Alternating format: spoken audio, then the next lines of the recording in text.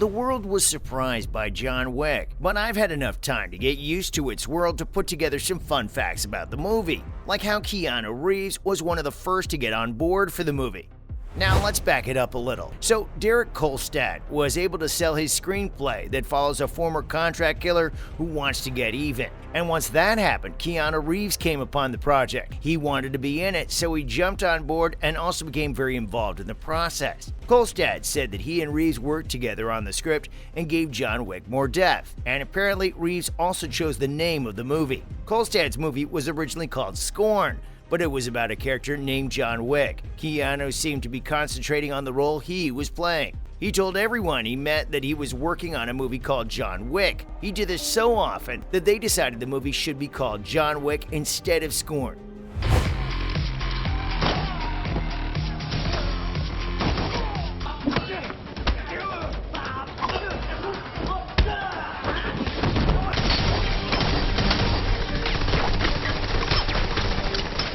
But he became very involved in the process in the early days, and you might be surprised to learn about it. Keanu also got the filmmakers on board. As you know, Chad Stahelski and David Leitch would end up co-directing the movie, but only Stahelski was officially credited because of a Directors Guild rule. They can thank Reeves for that. Reeves thought they could handle the action, even though they'd never been in charge of a movie before. He'd seen them work himself after all. When they were stunt doubles on The Matrix, Keanu met the two directors for the first time. Stahelski and Leitch also helped come up with the idea for the movie. The two directors pushed the idea that John Wick was an urban legend. When other criminals and killers talk about him, they do so in hushed tones and with respect and fear.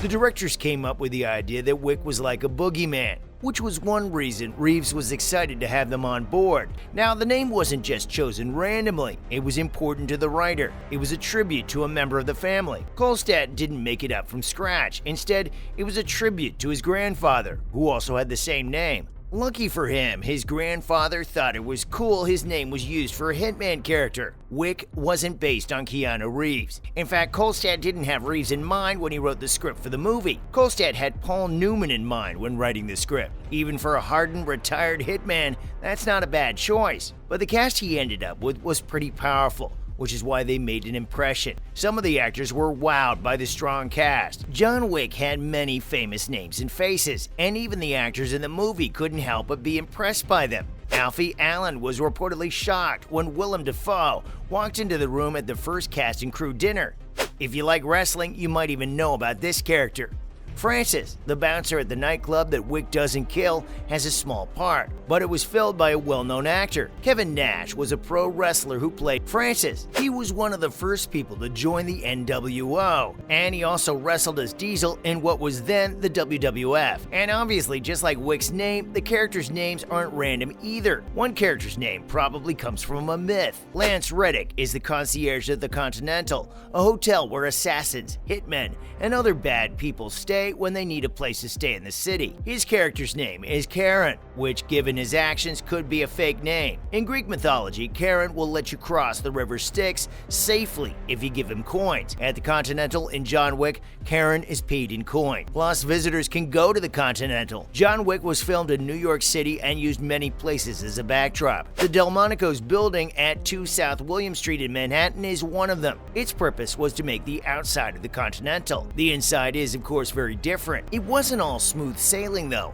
especially if you film a movie this violent. At one point, someone had to wear a hat to hide an injury. Have you noticed that in John Wick, Viggo sometimes wears a hat and sometimes doesn't? That makes sense from a practical point of view. Nick Fist's head was accidentally split open while acting out a physical scene. It was so bad that stitches were needed, meaning a wig couldn't be used. From that point on in the movie, it was Nick Fist's idea to wear a hat.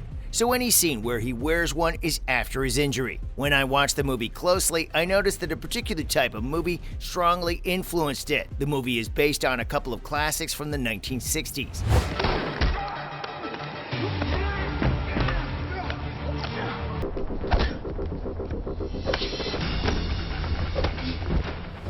When making the movie, Stahelski and Leitch were influenced by a few important things: the good, the bad, and the ugly, and point blank. were two that they called out loud. Now, if you've seen Point Blank, you should be able to see how the Lee Marvin revenge movie influenced this movie. When it came to the Eastwood Western, the influence came from not caring about the backstory and filling in all the blanks.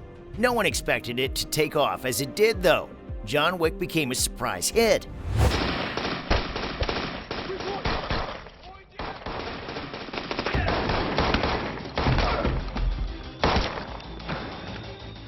Reeves has been a big movie star at times, but since the Matrix movies ended, he has mostly been making smaller action movies. So people didn't have high hopes for John Wick, especially since it wasn't based on anything. Instead, it made about $43 million in the US and about $88 million around the world. It was so successful that 2 video games were made because of the movie. I mean, a game about a trained killer who goes around New York and shoots a bunch of people. Who wouldn't make that into a game? In fact, there have been a few video games based on the movie's success. The first one was a virtual reality game called John Wick Chronicles. It came out in 2017, while the second game, titled John Wick Hex, was released in 2019. Of course, video games aren't all that the movie's success managed to bag. There have been a few sequels, too. John Wick could have worked as a standalone movie, but there was money to be made, and Reeves seemed excited about the franchise. So, Chapter 2 came out in 2017, followed by John Wick Chapter 3 in 2019.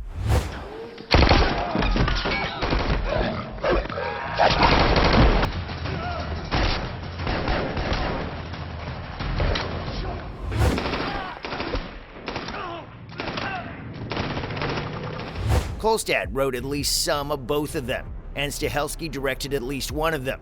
That doesn't mean the production team stayed the same, though. Leach has moved on and done well. He was one of 2 directors of the movie, but Stahelski directed the sequels on his own. I have to admit that some parts of the movie were practically genius. Given the circumstances, one fight scene was really good. When it was time to film the fight scene in the nightclub, Reeves wasn't feeling too well. He had the flu and his fever was pretty high.